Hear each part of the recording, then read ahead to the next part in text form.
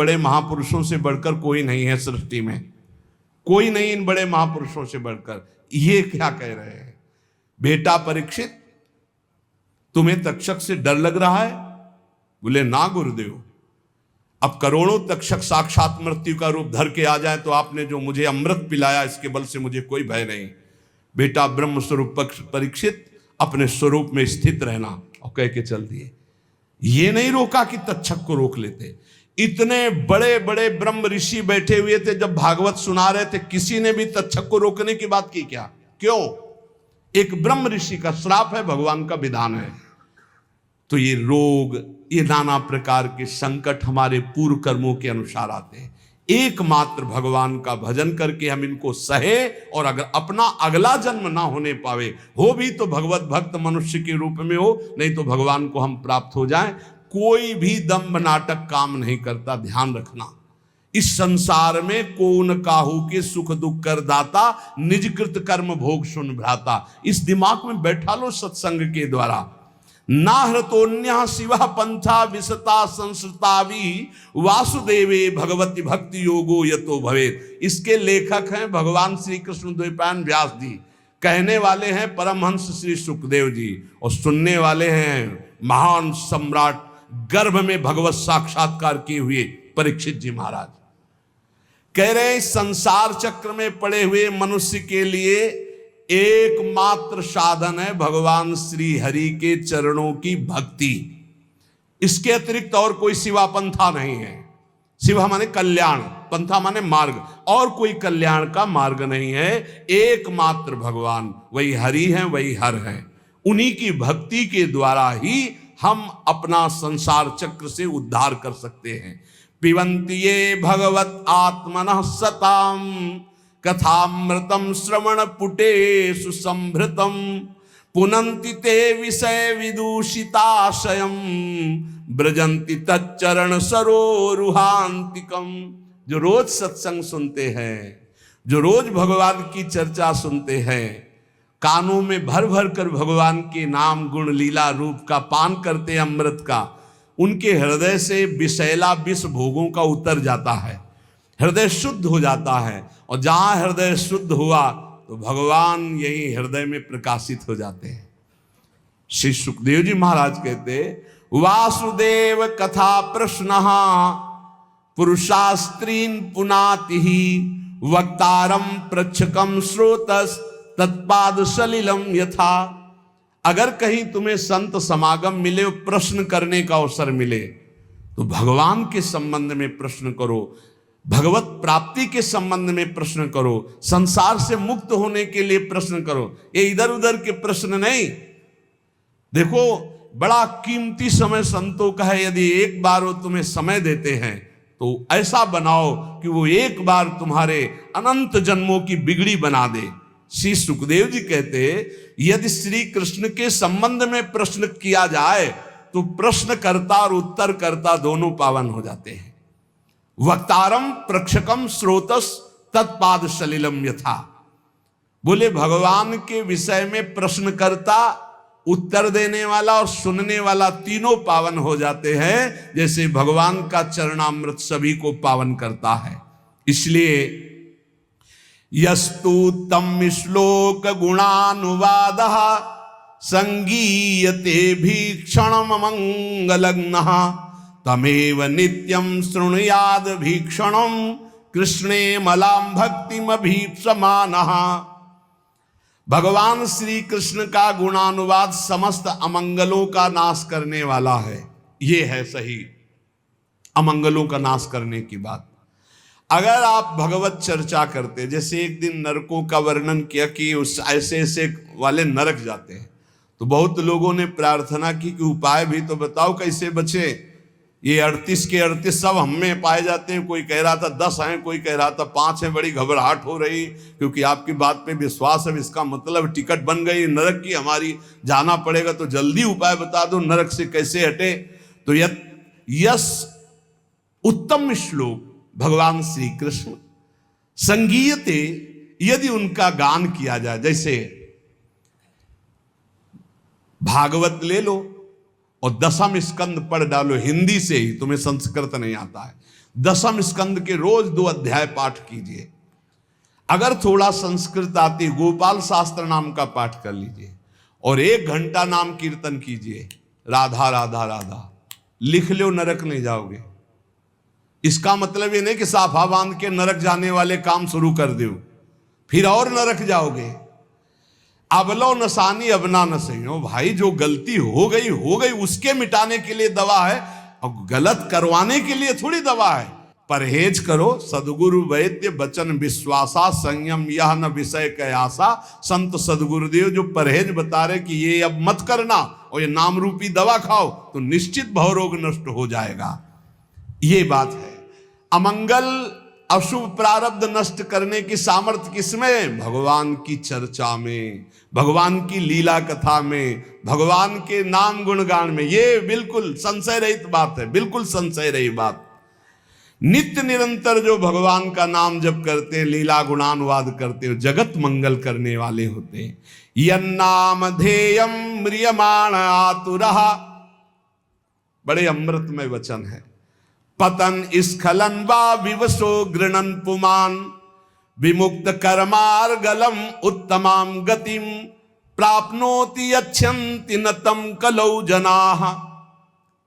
ध्यान दीजिए, यन्नामधेयम म्रियमाण आतुरः, जो मरने जा रहा हो, चाहे पशु हो, पक्षी हो, मनुष्य हो, कोई हो, यदि वो नाम नहीं ले पा रहा तो आप सुना दो भाई, इतनी कृपा कर दे उस जीव के ऊपर तो तुम्हें बहुत बड़ा पुण्य होगा। मरणासन पुरुष को नाम सुनाने के बराबर त्रिभुवन में कोई भी पुण्य नहीं है, इससे बड़ा कोई पुण्य।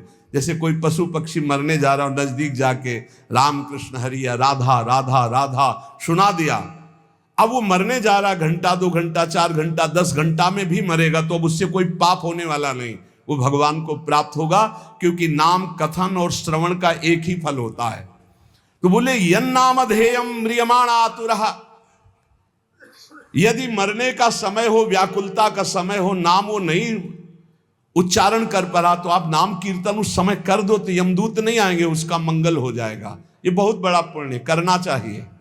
आसपास कहीं सुनो कि कोई पधार रहा है तो रज ले, चरणामृत ले, जाओ उसके मुंह में डालो, कोई परिचय नहीं, हमें कोई परिचय नहीं, वो भगवान का अंश है, उसे भगवान की प्राप्ति करानी हो, जाके थोड़ी देर बैठ के राधा राधा राधा, घर वालों से कोई मतलब, और बस उठे और चलावे, उसका मंगल हो गया। कोई पशु पक्षी मर रहा हो, अंतिम समय भगवान नाम सुना दे, यन्नामधेयम म्रियमाण, मरने के समय घंटे 2 घंटे 10 घंटे तक जो बेशुद्ध हो रहा है, अब उससे कोई पाप कर्म करने वाला नहीं, वो आखिरी समय ही माना जाएगा और उसको नाम सुना दिया जाए, उसका मंगल हो जाएगा।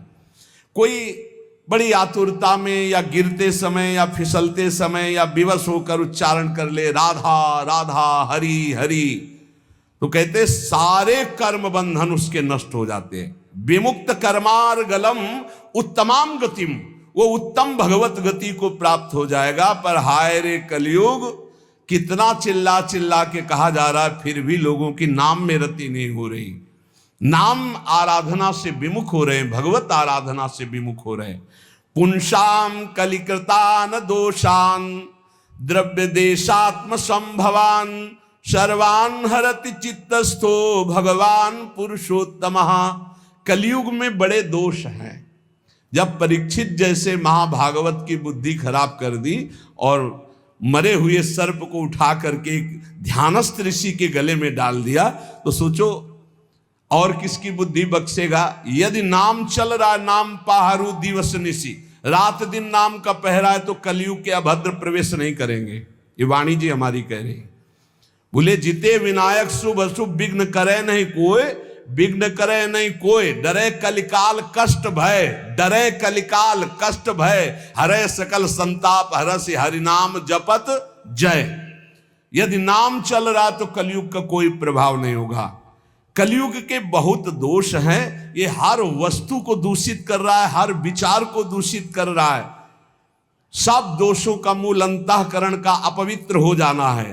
परंतु सर्वान हरति चित्तस्थो भगवान पुरुषोत्तमः, जब कोई नाम जप करने लगता है तो भगवान हृदय में बैठकर कलयुग के सारे दोषों का नाश कर देते हैं। इसलिए श्रुतः संकीर्तितो ध्यातः पूजितश्चात् दृढ़तोऽपि वा नृणाम धुनोति भगवान हृतस्थो जन्मायुता अशुभम। जो भगवान के गुणों का, भगवान की रूप की महिमा का, लीला का, नाम का, धाम का कीर्तन करता है, गायन करता है, श्रवण करता है, भगवान की सेवा करता है, भगवान उसके हृदय में विराजमान होकर प्रकट, और एक दो जन्म के पापों की बात क्या, हजारों जन्मों के पापों के ढेर भस्म कर देते हैं। यथा हेम निस्थितो वह्निर दुर्वर्णम हंति धातुजम एवमात्मगतो विष्णु योगिनाम शुभाशयम। जैसे सोने को अग्नि में डाल दो तो उसका मल नष्ट हो जाता, चमकने लगता है, ऐसे ही भगवान साधकों के हृदय में जब सुमिरन किया जाता है निरंतर, तो भगवान हृदय में प्रकाशित होकर अविद्या को भस्म कर देते हैं, अशुभों को भस्म कर देते, दिव्य ज्ञान प्रकाशित हो जाता है। नाम जप, लीला कथन, लीला श्रवण, ये बहुत जोर की बात है। विद्या तपः प्राण निरोध मैत्री तीर्थाभिषेक व्रत दान जप्यै नात्यंत शुद्धिम लभतेन्तरात्मा यथा हृदिस्ते भगवन्त्यनन्ते। विद्या, तपस्या, प्राणायाम, समस्त प्राणियों के प्रति मित्र भाव, तीर्थ स्नान, व्रत दान और भी साधन, ये अंतःकरण को पवित्र करने वाले हैं, पर वैसी शुद्धि नहीं होती जैसी भगवान के स्मरण से होती है। इसीलिए कहते हैं नाम जप करो, क्योंकि नाम जप स्मरण से भगवान हृदय में प्रकाशित होते हैं। तो जहां भगवान हृदय में प्रकाशित होती, जैसे सूर्योदय होने पर अंधकार खत्म, ऐसे भगवान के प्रकाशित होने पर अज्ञान नष्ट हो जाता है। मृत्यु नजदीक है। म्रियमाणैरविध्येयो भगवान परमेश्वरः आत्मभावम नयत्यंगो सर्वात्मा सर्व संश्रयः। मृत्यु के निकट पहुंच रहे हैं हम सब, क्रम से क्रम आता चला जा रहा है समय। बस जैसे जैसे संकेत मिलते जाते हैं लोग भयभीत होते। भयभीत नहीं होने की बात है, कमर कसो, डट के अपना काम बना लो। अब जितनी श्वासें, जैसे एक सूचना मिली कि कैंसर हो गया, सूचना मिली अब आपका दिल फेल होने वाला है, कोई भयानक रोग, अब घबराने की जरूरत नहीं। राधा राधा राधा राधा, अब तो चलना है श्री जी को। घबराने से मृत्यु हमारा कोई रोग थोड़ी मिटा देगी, हमारा कोई मृत्यु का भाव रुक थोड़ी जाएगा, वो तो मरना ही पड़ेगा। तो राधा राधा राधा, अमर हो जाओगे। मृत्यु के निकट जो लोग पहुंच रहे हैं, एक ही काम है, नाम जप, भगवान का स्मरण। मान लो हम सब निकट जा रहे हैं मृत्यु के, बिल्कुल निकट जा रहे हैं। 50 वर्ष निकल गए, ऐसे लगे कि कल निकल गए। ये वर्ष के वर्ष ऐसे निकल जाते हैं, लगता ही नहीं कि वर्ष निकल गए। कैसा माया मनोरंजन में फंसा है। जिसका मृत्यु का निकट समय आ रहा है, उसको चाहिए नाम में वृत्ति लगा दे, सब छोड़ो, राधा राधा राधा राधा। तो बोले अब हमारा तो अभी जवान है, अरे गर्भई में मृत्यु आ जाती है, शिशु अवस्था में आ जाती, जवान अवस्था में आ जाती। हर समय नाम जप करो। सबके परम आश्रय जब भगवान का नाम लिया जाता है और नाम लेते हुए शरीर छूटता है, तो भगवान की प्राप्ति होती है। अंतिम मति सो गति। राधा तो किशोरी जो मिल जाएंगी पक्का। नारायण बोला तो पक्का नारायण मिल गए। कलयुग में बहुत दोष हैं, परंतु इसमें एक सबसे बड़ा गुण है। भगवान के नाम संकीर्तन से जो लाभ मिलता है वो किसी साधना से नहीं मिलता। गुण कीर्तन, नाम कीर्तन, जैसे अपने लोग बैठकर खूब कीर्तन करते हैं विविध ध्वनियों में और प्रभु के जस गाते हैं, सुधा निधि 42 लीला चतुरासी जी। सतयुग में ध्यान करने से, त्रेता में बड़े बड़े यज्ञों से, द्वापर में विधि पूर्वक पूजा सेवा से जो फल मिलता था, कलयुग में केवल नाम कीर्तन से, नाम जप से प्राप्त हो जाता है। कलयुग का विशेष कृपा प्रसाद है। संसार सिंधु मति दुस्तर मुत्तीर्षोर नान्यः प्लवो भगवता पुरुषोत्तमस्य लीला कथा रस निषेवण मंतरेण पुंसो भवेद विविध दुख दवार्दितस्य। जो लोग सहज में सरलता पूर्वक इस संसार समुद्र से मुक्त होना चाहते हैं, भगवान सुखदेव जी कह रहे हैं, जो लोग अनेक प्रकार के पाप कर्म कर चुके हैं और उस दुख दावानल से दग्ध होने वाले हैं, उनको बचना है तो एक उपाय है, भगवान का नाम जप करो और भगवान की लीला कथा सुनो। लीला कथा रस निसेवण मंत्रेण, भगवान की लीला कथा सुनने के सिवा, नाम जप के सिवा और कोई सहारा नहीं इस कलयुग में। सब साधन चौपट कर देता है कलयुग। एकमात्र परम पवित्र नाम और भगवान की लीला कथा, इसी से सब प्राप्त कर लो, सहज सरल भाव से भगवान की प्राप्ति। उपासक को चाहिए कि सत्य भावना से ही भगवान की प्राप्ति होती है, इसलिए असत भावना का त्याग कर दे। जब कोई अधर्माचरण करके धन कमाता है तो ये 15 दोष बिना मोल के उसके पास आ जाते हैं। धर्म से धन कमाने पर और अधर्म से धन कमाने पर अंतर है। जब अधर्म से, भगवान सत्य से प्राप्त होते हैं, जब अधर्म से आप धन कमाते हैं तो देख लेना ये 15 दोष आ जाएंगे। यहां वर्णन है, स्तेयम हिंसा नृतम दंभा कामः क्रोधा स्मयो मदः भेदो वैरम अविश्वासा संस्पर्धा व्यसनानि च एते पंचदशानर्था हर्थमूला मता नृणाम तस्मादनर्थमर्थाख्यम श्रेयोर्थी दूरस्त्यजेत। ये 15 पापाचरण उसके अंदर आ जाते हैं जो पाप से धन कमाता है, अधर्माचरण से। बोले घूस ले लिया, निर्दोष को दंड दिला दिया, दोषी को मुक्त करा दिया, या छीन झपट करके चोरी कर लिया, कई तरह से अपराध प्रवृत्तियों से, अधर्माचरण से, छल कपट से। तो सुन लो, ये 15 पापाचरण उसके अंदर आ जाते हैं, 15 पाप कराने वाले हैं। पहला आता है, उसमें चोरी का स्वभाव आ जाएगा, चाहे वो कर चोरी समझो, सरकार के कर की चोरी भी तो होती है, चोरी का स्वभाव आ जाएगा। जैसे कोई कहे बड़े ईमानदार हैं हम तो कोई चोरी नहीं करते, तो भैया देख लो, जब अधर्म से धन कमाओगे तो इतनी प्रीता होगी कि सरकार को कर देने की हिम्मत नहीं पड़ेगी।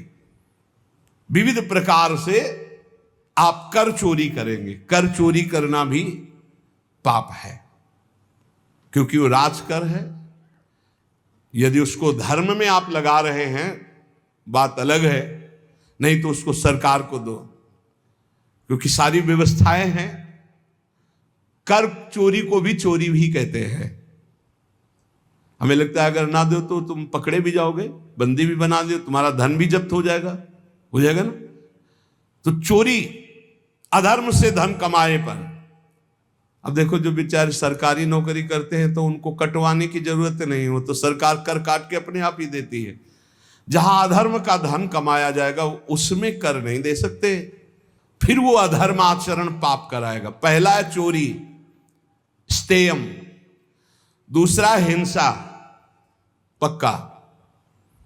धन अधर्म के द्वारा जब आता है तो वो हिंसा कराने की, प्रेरक, कर्ता, अनुमोदन, तीनों पाप को, चोरी और हत्या, हिंसा। जहां अधर्म का धन आएगा वहां शुरू। और झूठ बोलना तीसरा। चौथा दंभ करना। पांचवा काम भोग, रुपये के बल से व्यभिचार करना, यह आ जाएगा अधर्म के धन से। और गुस्सा, क्रोध, अहंकार, गर्व, भेद बुद्धि, बैर, अविश्वास, स्पर्धा, लंपटता, जुआ, शराब, ये 15 दोष अधर्म के द्वारा कमाए हुए धन में आ जाते हैं। इसलिए अधर्म के धन से डरना चाहिए लोगों को। अगर अधर्म का धन स्वीकार किया तो बुद्धि भ्रष्ट करके महान पापाचरण कराने लगता है। ये शरीर अधर्म के धन से पोषण करने के लिए नहीं मिला। इसमें है क्या? देहि स्थिमांस रुदिरेभिमतिं त्यजत्वं जाया सुतादिषु सदा ममतां विमुंच पश्यानिशं जगदिदं क्षणभंग निष्ठं वैराग्य राग रसिको भव भक्ति निष्ठा धर्मं भजस्व सततं त्यज लोक धर्मान् सेवस्व साधु पुरुषान् जहि काम तृष्णाम् अन्यस्य दोष गुण चिंतन मासु मुक्त्वा सेवा कथा रसमहो नितराम पिबत्वम। भाई, शरीर पोषण के लिए अधर्माचरण मत करो। इस शरीर कोई खास वस्तु नहीं है। ये शरीर हड्डी मांस और रुधिर का पिंड है। इसे आप अपना स्वरूप मानना छोड़ दें। ये आपका स्वरूप नहीं है। स्त्री पुत्रादि के भी कर्म भोग के अनुसार आए हुए हैं, चले जाएंगे, तुम्हारे नहीं हैं। इनको अपना ना माने। इस संसार को रात दिन क्षण भंगुर देखें। यहां कोई वस्तु स्थायी नहीं है, सब नाशवान है। एकमात्र वैराग्य रस के रसिक होकर भगवान की भक्ति में लगे रहे। हर समय भजन में रहो। हर समय कभी भी कोई भी घटना घट सकती है। भगवत स्मरण है तो भगवान को प्राप्त होगे। कह रहे हैं सबसे बड़ा धर्म है भगवान का भजन करना। धर्मम भजस्व सततम त्यज लोक धर्मान। इन लोक धर्मों का त्याग करो, भागवत धर्म में आओ। भागवत धर्म से प्रेम धर्म की यात्रा करो। निरंतर भजन करना ही सबसे बड़ा धर्म है।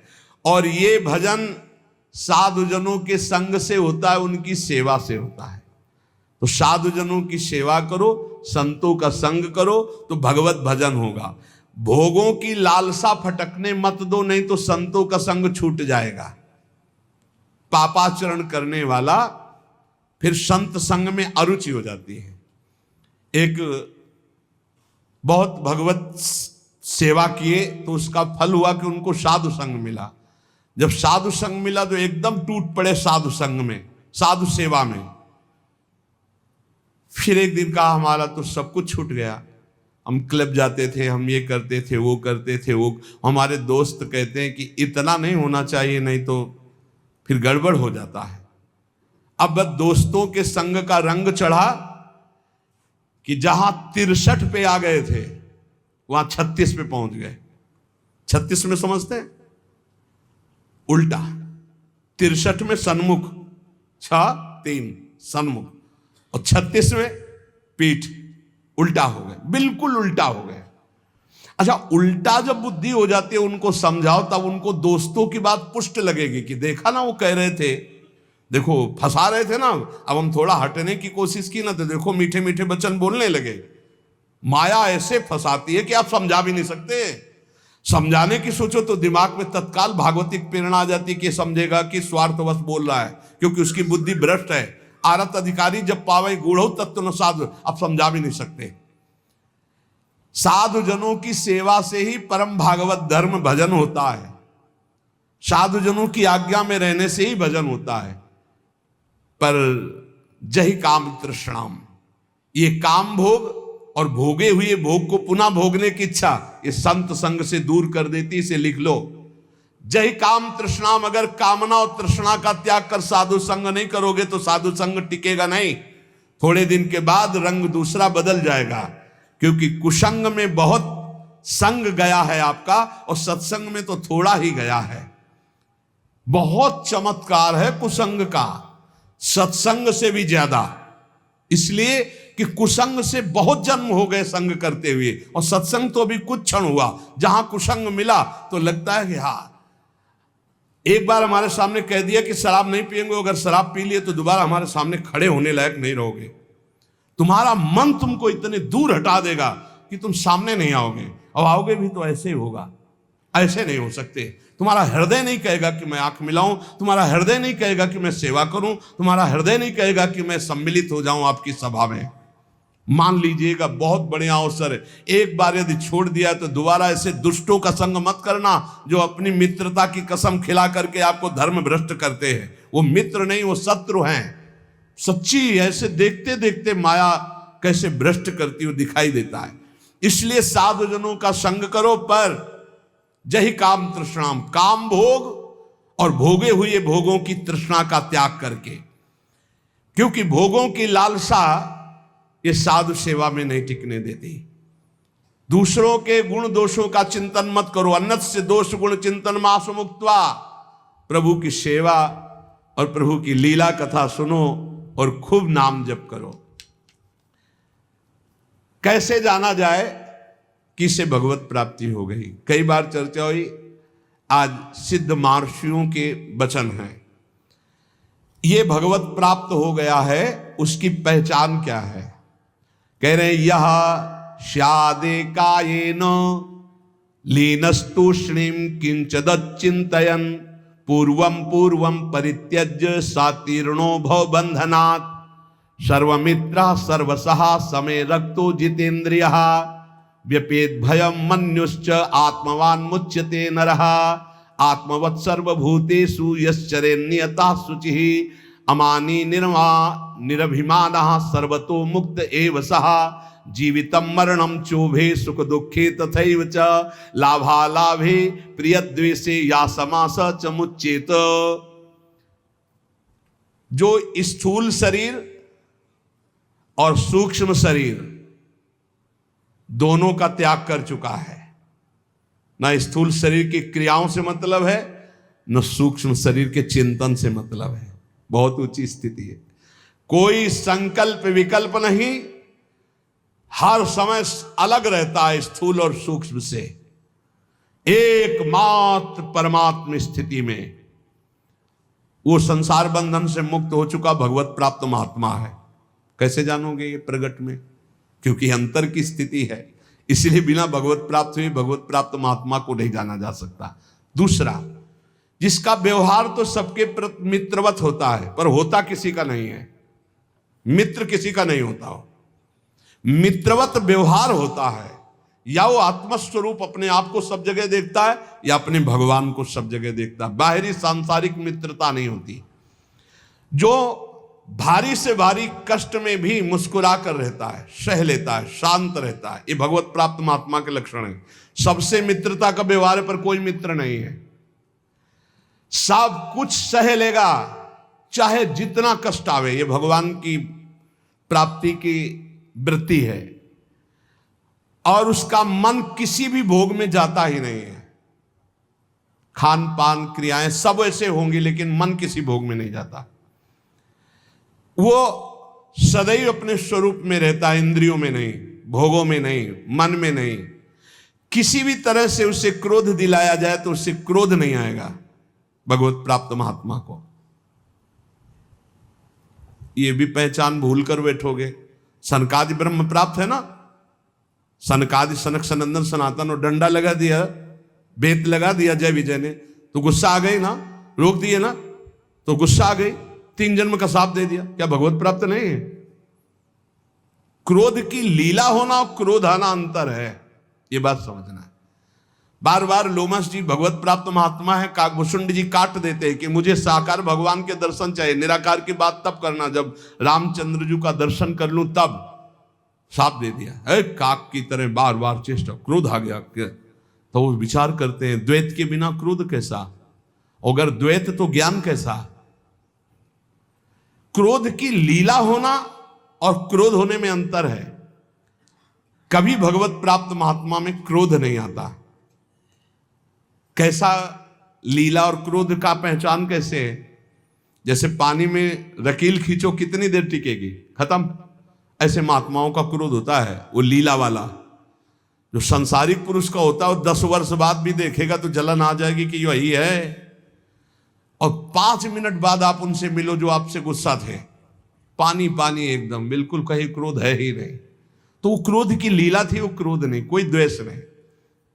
तुम हृदय को जान ही नहीं सकते, हृदय को नहीं जान सकते जो भगवत प्राप्त महात्मा है। मनस्वी वो जीवन मुक्त कहा जाता है, जिसको किंचन मात्र क्रोध नहीं होता, किंचन मात्र किसी सबसे मित्रता पर मित्रता नहीं है, सबसे मित्रता है पर मित्रता नहीं है। सब कुछ सह लेता है, उसका मन किसी भोग में जाता ही नहीं, वो सदैव पवित्र रहता है। समस्त भूतों के प्रति अपने ही समान वर्ताव करता है। व्यवहार भूतों का मतलब प्राणियों को होता, भूत मत समझ लेना। जिसमें अभिमान का लेस नहीं, गर्व का लेस नहीं, वो भगवत प्राप्त महात्मा होता है।